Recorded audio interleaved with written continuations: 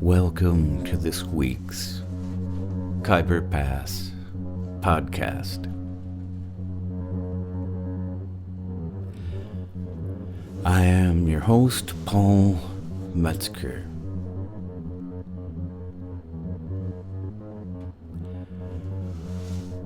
This week's show, as always, is brought to you by the Khyber Pass Cafe, St. Paul, Minnesota.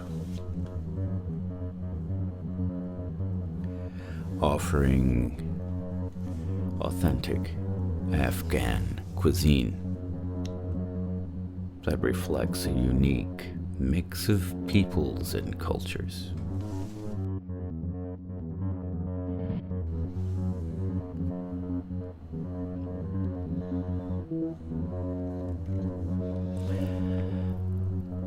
This week, we delve into yet another Improvisers world.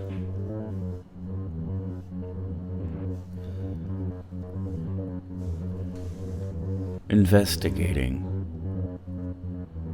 the finer points of what comprises an improviser's mind, what creates the passion to step off the written page.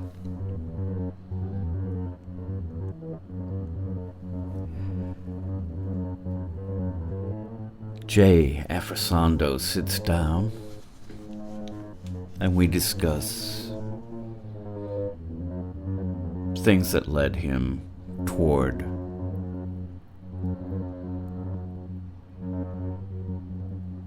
the Khyber Pass Cafe, where he performed a beautiful set this week.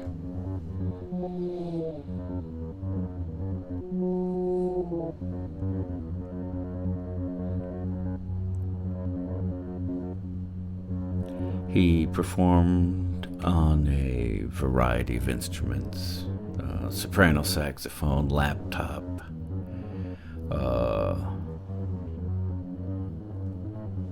suling,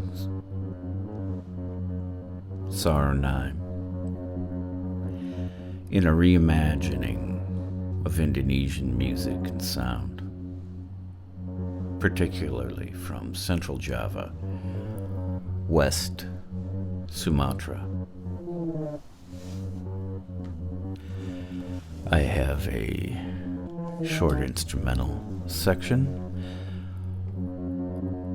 of Jay's presentation, which we will follow with conversation, interview. So, let us move through time toward Afrisando.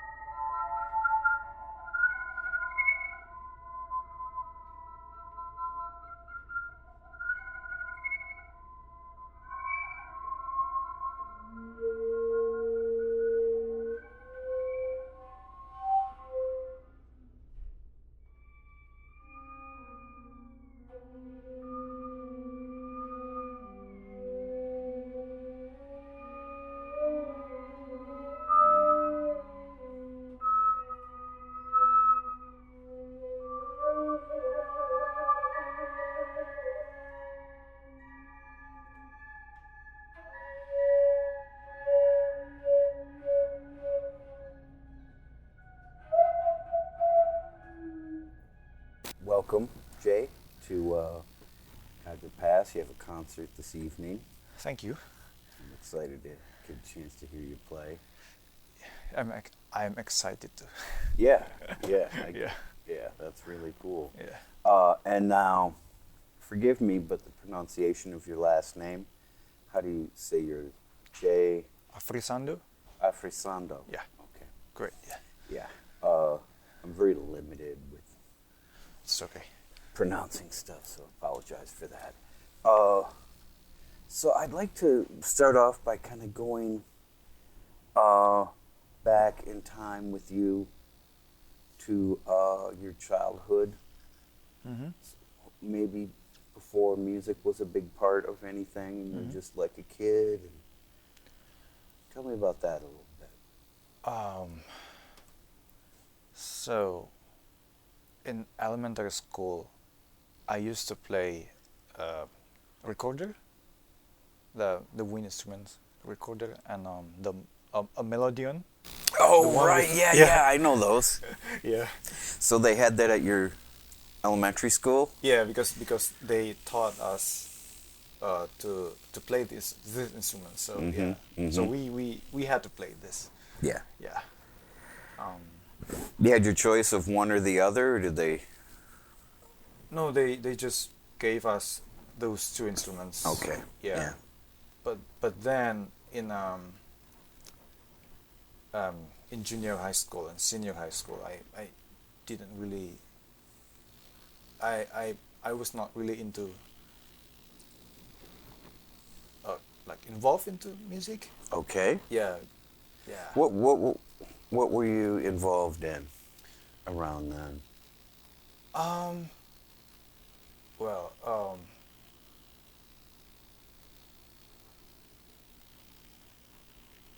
like I consider myself like was an just an ordinary people.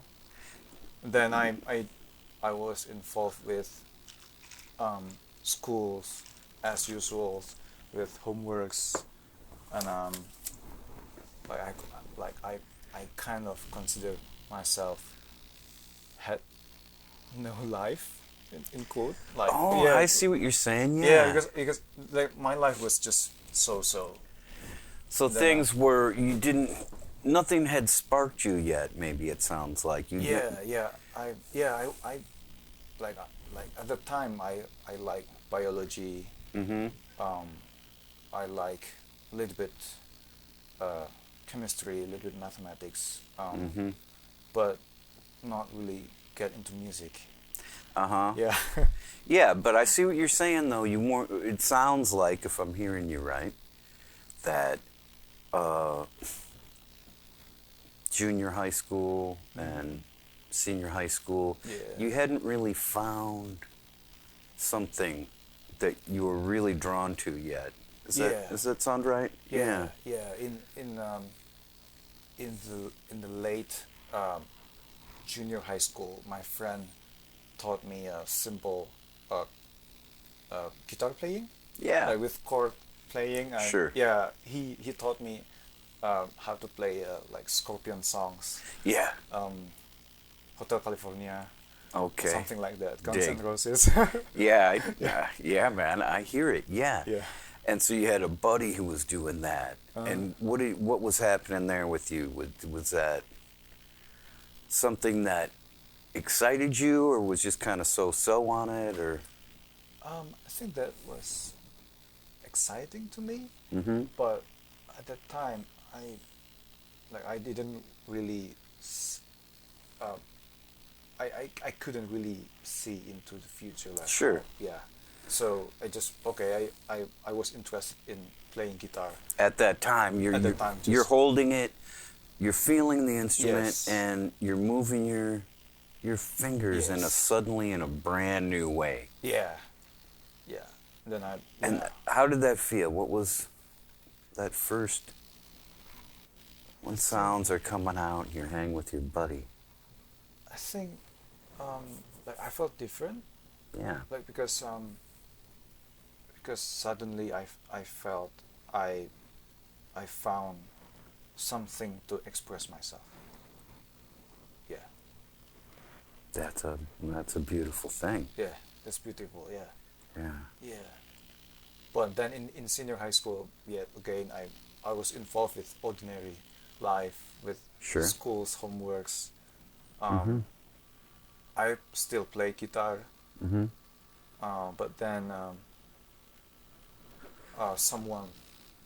someone told me about like how to write a notation in Sibelius. Oh yeah, Yeah, Sibelius. yeah, Yeah. yeah, Okay. yeah. And since then, I just learned by myself how to write in Sibelius. So Okay. So I up till that point, I mean, dealing with standard notation like that, uh, had you learned that in grade school with recorder? You're probably reading the treble clef, and so you kind of would follow that, I or was it kind of you started from zero? I started from zero. Okay, there you are. Yeah, Yeah, that's a low number, zero. yeah, zero. Yeah. Yeah, but I saw like Sibelius. Oh, that was interesting. Notating in computer. Yeah, I never s- I never seen like that yeah. before. At the same time, one of my friend in art institute taught me classical guitar, and Okay. then that's how I read the notation. All right. And then yeah, This is happening in your senior year of high school, Yeah, roughly? roughly, Okay. roughly. And so where are you living then? Like, where are you at that time? at that time. Mm-hmm. Um, can you explain me? a little Oh, bit? I'm just wondering where you were living. Like, were you in the U.S. for Oh. high school? Were you in Indonesia? Or, I'm just wondering how that, where your place was at that time. I was in Yogyakarta in Indonesia. Okay. Yeah, I yeah I was born in Cilacap, but then moved to Yogyakarta. It's just 4 or 5 hours by driving. Yeah. Yeah, yeah. And Yogyakarta is now my hometown, my home Okay. city. Yeah. And so that's where you were. You were for senior high school. Yes. And you had some buddies showing you guitar things yeah. and Sibelius you found out, and that was like a whole new things. Well, yeah. Things were opening up to you Yeah. at your senior year. So then you're thinking, I assume, you were starting to think about college, or was that on the radar for you? I like in my senior high school. I think I was also one of other people who didn't know where to go after Yeah. after high school. Yeah. So then I took a test, and then I chose a medical school and Oh. computer science. Okay. I was accepted in the computer science program. I enrolled. I was enrolled to the computer science program. And for this was 2 what, semesters. Jakarta, or this was some? Yogyakarta. Okay. Yogyakarta still. Mm-hmm. Yeah. But in my computer science program, I like my calculus was really bad.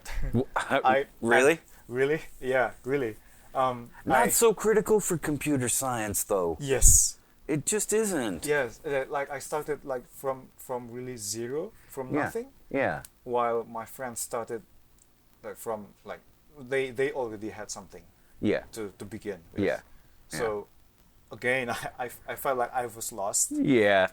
But in my first semester, I was involved with like choir, like student group of choir Sure. in university. Okay. I took an audition. I was accepted in a bass vocal position. Wow. Yeah, but actually I didn't really like to sing. So I found that this choir needs like something to accompany in a concert. Yes. So so from there I thought that maybe I could write something to them. Oh, okay. So with my knowledge in guitar and reading notation and writing in symbiosis, I proposed this idea to them, and then uh, the board accepted this idea. So okay, so we could write this like arrangement. That's great. Yeah, yeah, yeah. So I wrote a simple arrangement to them. I forgot the song, but yeah. And then So, what was it? An original composition by you, or a song that you were chose to arrange for the group? it's a song to chosen to arrange. Okay, but so you're breaking it up into the four voices Yeah, and building harmonies and chords. yeah, and like adding Okay. like string trio and flute to Yeah. accompany them as Oh. well. Yeah, You got into it. yeah, yeah, That's amazing. yeah. Then with the bad situation in my computer science program, Yeah. like I couldn't really continue this, and I asked one of my friend in the art institute Mm-hmm. in Yogyakarta how to enroll Yeah. to that. That was seeming good to you. That felt like music was starting to feel like a good place. Yes. Yeah. Yes. Yeah. Then I took an audition, and I was accepted. Yeah. Yeah. And then yeah. Since then. So then you just shifted over. I made You my went- mother angry because I spent This a can lot happen. of time. Yeah. Yeah. Yeah. I spent a lot of time, money to Yeah. my computer science, and I just did nothing. Yeah, but I'll tell you my philosophy, Jay, is that it's your life. Mm-hmm. You get to live it, Yeah. and I think that's so important for somebody to understand who they are, or at least have an idea, and to be able to have the strength to go against what your mother was wanting you to do, because that's a big deal, you know. And so I commend that, and I like that when people start to find who they are and understand to follow their path and not a path that wasn't working for you. Yeah. I love that, Jay. Yeah. I feel grateful because I've learned something. Mm-hmm. Yeah. Yeah, no doubt. Yes. Because you could have continued with the computer science, but it wasn't happening. It wasn't resonating with you. It wasn't a good fit. Yeah. But it would be something that a parent often would really want their kid to do computer science, because that's such a solid thing, you know. Yeah. And It's quite funny because since I got here for my master, I've wanted to learn programming for music. interesting. And then That's fascinating. yeah, I've been back to learn That's great. computer Jay, science. really? So you're learning that because I've seen there some improvisers that come out of sort of academia use some interesting code, line code. Is that what you're talking about? Where Yeah. it's an inner, where you're controlling things with lines of code rather than by an effect pedal or by, you know. Yeah, Fascinating. yeah, So you're stepping into that. yeah.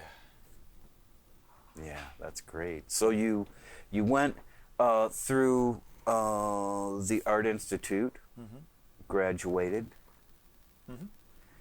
And at that time, did you have a main instrument or a main sort of focus by the time you graduated? So my main instrument when enrolled in the art institute is saxophone. Okay. I played mostly alto saxophone, Mm-hmm. but then I sold my alto to get a tenor. Yeah. And then a soprano. Yeah. The tenor is the king. I love the sound of a tenor saxophone. Yes. It has so much. Yeah. But I agree. yeah, but I mean, I can see the alto. It has a lot of fire, Mm-hmm. and so you went toward the reed, Mm-hmm. and then was there an interim before you decided to enroll in a master's program, or? So between that time, I mostly did like some gigs, like I sometimes played in a like wedding Mm-hmm. event or some Uh-huh. gathering event. Uh-huh. I So also what was your repertoire? What were you playing? Mm-hmm. I used to play jazz standards. Okay. Yeah, I used to play jazz standards. Like standards like Gershwin and Cole Porter and those composers? Or was it Yeah. more standards on the jazz side of things? Like, Both. okay. Yeah, both. Yeah. So kind of, fake book stuff. Yes. Like, okay. Yes. And then, so you were improvising over chord structures. Yes. And was that something that you learned at the Art Institute, how to Yeah. proceed? Yeah. One of them. Yeah. Wow. Okay. Yeah. But I was enrolled in composition program, and I didn't really learn like they didn't really teach us jazz. Mm, So at that time, jazz was like underappreciated, sure. even in school. How did you I get to it then? So I was involved with a jazz community in my city. Okay. Mhm. Okay. Yeah, and then we like a small group community learn together. Okay. Yeah, learn together Okay. So that was outside of university, really. outside university. Okay. Yeah. So you were developing that, and you're playing weddings Yeah. and that type of thing. Yeah, and let some projects like Mm-hmm. yeah, projects like I composed or 1-2 pieces like sounds like inspired by like jazz standard forms. Mm. Yeah. So just related question that I'm just curious about would be well, not that, but what's your awareness at that time of like gamelan music? Where is that relative to you? You know, because you're within university, you're playing horn, and a big contribution to music is happening at the same time that's indigenous to where you're living, the gamelan music. What was happening there with you? So I was mainly learning Western music, Right. jazz, classical, Mhm. something like that, based on the Western notation. Yeah. I mean, before going to talk about gamelan, I like in that era, I led a project to make 2 albums of poetry music. So Okay. music based on poetry. It's a Okay. text setting composition. So is it that there's spoken poetry as part of the recording, or is it that the music is an interpretation of a poem? So music as interpretation. Okay. Of what, yeah. All right. Yeah. Solid. Yeah. And then like I was researching poetry, researching about relationship between music and poetry, Mm-hmm. and then I realized that like because I was mainly working with living writers, Mm-hmm. I found like I really had to learn something about Indonesian music Mm. because in their poetry, like the text Mm-hmm. sound really Indonesian. Mm. Like I wanted to incorporate something into music from the text. Mm. So I had to learn about Indonesian music. So But at that point, bridges. what did you know about it before that? Before that, Yeah. I knew barely anything. Had you been to concerts, or would it be something you'd hear uh, around at a festival or something? Or? Yeah. I went to some concerts, Uh-huh. like gamelan concert, Yeah. or concerts of another cultures, Yes. another tradition. Yeah. But I'm not sure why. Like I didn't really have time to invest myself to learn Okay.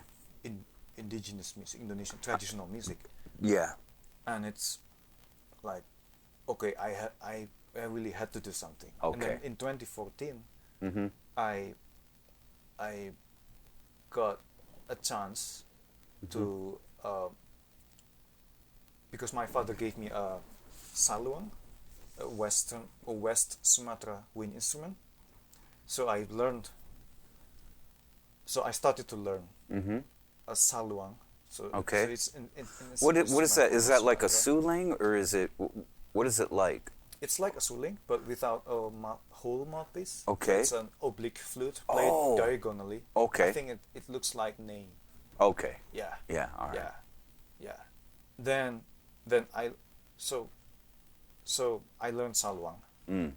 So that's my main first Indonesian music that I really learned. Dig. Really learned from master, Mm. one of masters. Understood. Yeah. Yes. And then I step by step learn about gamelan, Mm-hmm. mainly listening to it Mhm. In very long time, Mhm. because like listening to gamelan and Mhm. West Sumatra music was really weird to me because Yeah. they sound different. Yeah, and I've heard there's been sometimes in the States here there'll be like, let's say, a gamelan, usually Javanese, connected to a university. Mm-hmm. And sometimes the Western professors will discourage their students from participating in it Oh. because the intervals are what you would call wrong. You know what I mean? Like, and nothing's fixed, and they thought it could be really bad for someone's ear. Yeah. Did you ever heard anything like that, or anybody trying to Oh yeah. dissuade someone from like it was some horrible thing that could ruin your ear? I've already heard something like that since I was enrolled in the art institute. Yeah. Like they with Western music education Yeah. thought that it sounds wrong. Yeah. Gamelan interval sounds wrong. Yeah. Yeah. Yeah. Okay. Yeah, but I think because I think it's simple because it's not accustomed to them, Yes. and like at the same time like if we like hypothetically if I as an Indonesian like didn't know about Western music, Mm-hmm. I surely will consider Western music as strange. Weird. Absolutely strange. Yeah. But it's like it's hypothetically because like Indonesian has been already exposed with Western music. Yeah. So Yeah. yeah, you know what I mean. Yes, I do know what you mean. Western in many pressures. It's going to be pop music, Yes, radio. It'll be classical through universities and through just that it exists, and it would be difficult to live in almost any culture without exposure to it. yeah, That's sort of weird. All right, so that became something that you took on related to the poetry project. yeah, Led you into that. yeah. And then what brought you to Minnesota then? You found a master's program you liked, or how did that, because it is crazy to come here. It is. From that bit of geography, Yeah, especially to what we got going yeah. right now. In 2014, I was accepted to participate in 2014 international Gugak workshop and a fellowship for studying Korean music Oh, wow, okay.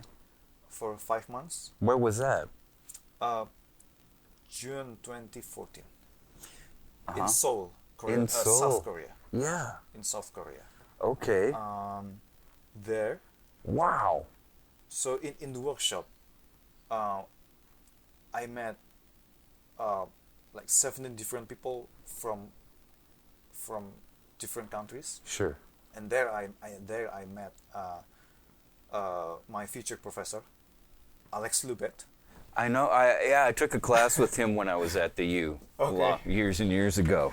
Yeah. Yeah, I know that him. Yeah. After the program, we kept the contact, and then when in our chat, he said to me, why don't you go to my department? Oh, nice. Yeah, man. Yeah, but I say to him, but I don't have the money. Yeah, yeah. So I have to get a fellowship or scholarship Yeah. to pay my study. So I had like 2 year gap in Yeah. between 2014 and then enrolled in 2016. Because I had to search, I had to look for a scholarship. Then I found I found the Indonesian government scholarship. I was accepted, and then they could pay me. There you go. Yes. You found it. Yeah. Okay. Yeah. So you came here. Yeah. And, I mean, at that point, improvisation was a big part of what you were doing as related to jazz. Okay? And a main focus of the podcast and what we like to present here on Thursdays is improvisation. And so while you were in master's program, was that something that you focused on, or improvising, or how did that become more and more important to you? So actually, my master's focus is to learn about music technology and music and disability. But I already came here with knowledge of improvisation. So like As related to jazz and the saxophone? yes. Okay. Yes, so since the Art Institute program till 2016, I became interested to learn free improvisation. While you were at the university, Art Institute? Really? Yeah, That's yeah. amazing. All right. Yeah, because I had to learn bebop, cool jazz, and then I learned. I also learned the history itself. So I found that, oh, this is free jazz. Oh no, that's That's so cool. interesting that would, uh, sort of grow out of undergraduate study. That's pretty impressive to me. Yeah, and I was only one of a few people who got really interested to Yeah, this stuff. I would So think. yeah, so like between 20 like 2010 to 2014, I didn't really find like partners to play free improvisation, but Yeah. I felt like oh, this is really expressing to the fullest. Is that something you would then explore on your own? Mm-hmm. And so you couldn't find like other cats that wanted to Yeah, only explore it, so you would only some. explore it on your own then. Yeah. And maybe with some of the few cats you could locate. Yeah, only through like listening and through some cats. Yeah. Yeah. So who are you listening to then at that point? At that point? Free jazz players that you were happening for you. Ornette Coleman, Okay. Miles Davis, like Peaches Brew. Yeah. I'm not sure. I'm not sure that Peaches Brew is related to like jazz rock. But I hear what you're but, saying, but this yeah. is stuff that was in your mind Yeah. and in your what's coming in, because Yeah. I'm interested in the sort of that input of, because it's such a long way from a grade school kid playing the melodica. You know, that distance is just like traveling to the moon. Yeah.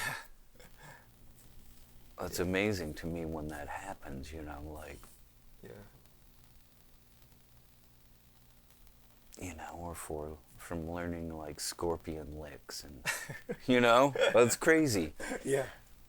Yeah. Okay, so that was something that happened there. All right.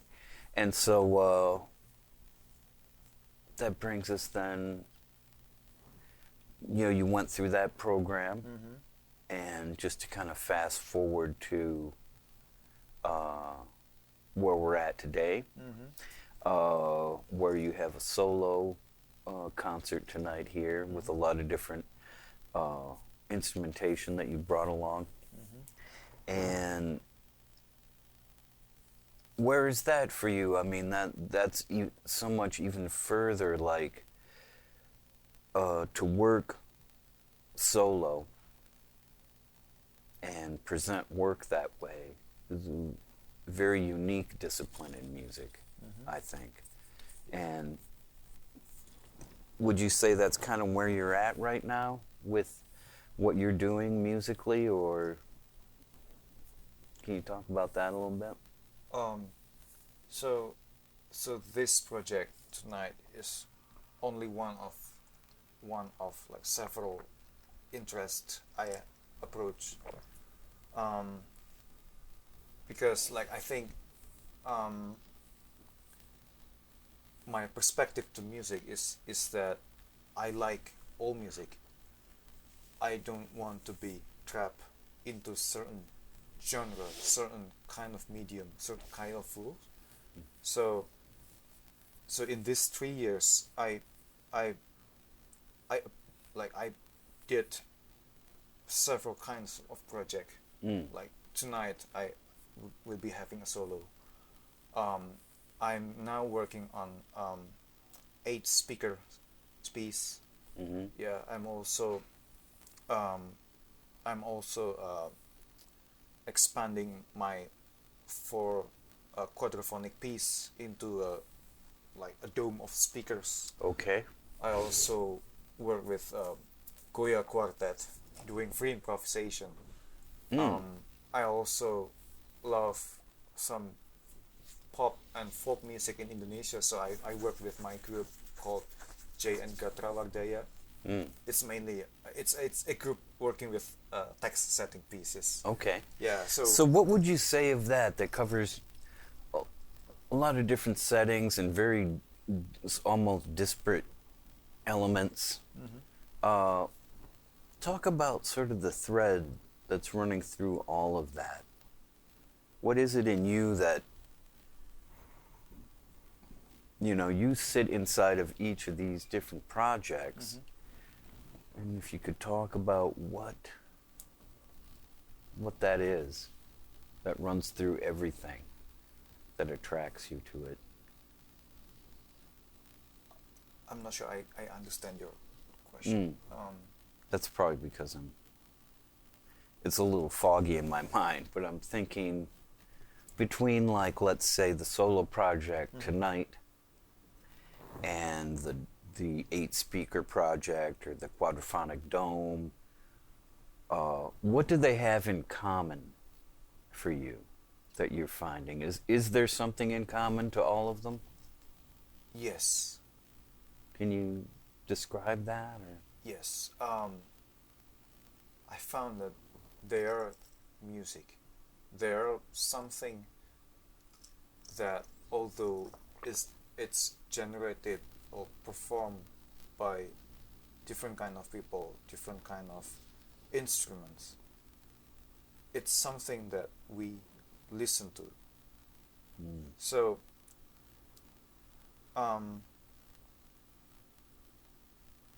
so I also learned about psychology of music, a bit of cognition, and I found that no matter how we produce music, it's about sound perceived by listeners. Then and that's really the music, because like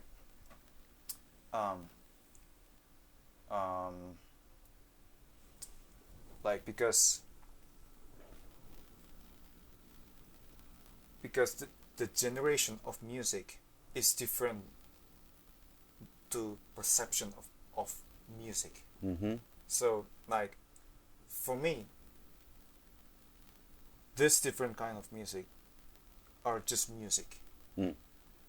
And for me, this really tells something to me, because, like, it's interesting to see about how, like, architecture of making music, like we do think about symbolically to music, or maybe mathematically to music, algorithmically to music, and then I have to also to consider how it sounds in the end, how it will be perceived by listeners.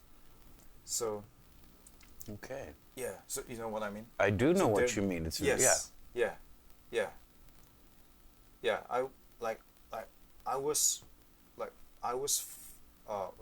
I was focusing on, at that time, like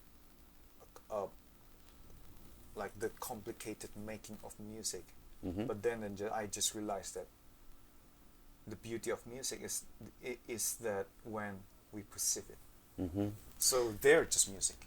Yeah. Okay. So your focus is that it's, you know, the sound is generated, but you aren't interested in going down one way of generating sound. The one thing you're interested in is how the sounds are perceived by a listener. And so it's probably even more insightful to you to produce and generate sounds from a lot of different ways, and then see how that gets perceived. And understand maybe insights of perception that way. Yeah. And how people relate to things. Yeah. Yeah. It's an interesting viewpoint. Yeah, it really helps me even in free improvisation, because I previously thought that in free improvisation we have a rule and then we break it. We have rule and then we break it. Sure. So it's free improvisation. But then it's not only that. It's also about music that they perceive. Yeah. So in that process, like when generating something, I like there will be a constant evaluation. Like I'm listening to what has been generated. Then okay, what should I do? Yeah. Like I'm positioning myself as an audience in quote. Like so I can feel like if it's boring, I have to do something. I understand. If it's just like it's not, if it's not surprising, I have to do something. Yeah. Because free improvisation is not about complicated generating of music. It's not about free doing free of making music, but it's music. Yeah. So like for me, I have to consider, like, to do constant evaluation. Yeah. As an audience. Yeah. So you're always in sort of a dual role. Yeah. Of assessing what's happening in real time. Yes. As you hear the other players and as you hear yourself, staying within that as the perception is where it really happens for you. That's where the music is. It sounds like you're saying. Yes. Yeah. Yes. That's interesting. Yeah, I like that. Well, I think we'll wrap it up here, Jay, Okay. so that you have time to get ready to play. And thank you so much for taking a little minute before the concert to sit down and talk about, you know, where you come from musically, and something that people that listen to this podcast find real interesting and insightful. So thanks for being part of it. Thank you so much. Yeah. Thank you so much. Yeah.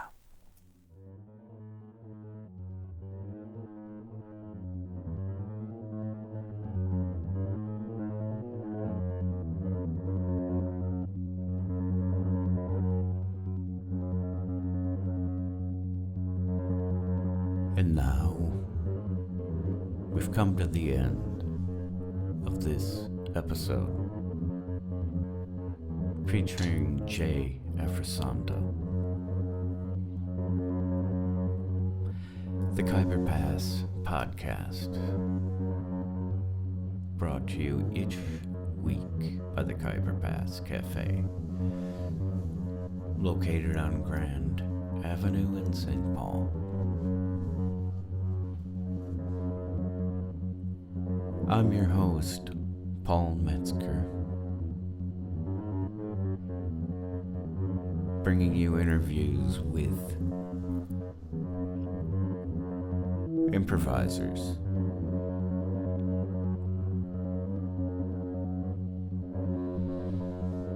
we hope that you have enjoyed this and other recordings that we've presented. Thank you for listening. Good night.